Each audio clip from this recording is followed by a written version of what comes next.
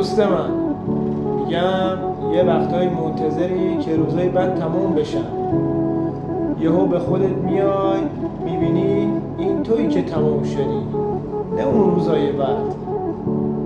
به خدا میشه کاش از اون اول نبودی، این دنیای بی ارزش هنوز به چشمم همون تا فرصتشو دارم. من دلم نمیخواست بشه این، یه زندگی داره به هم میرم بدهی.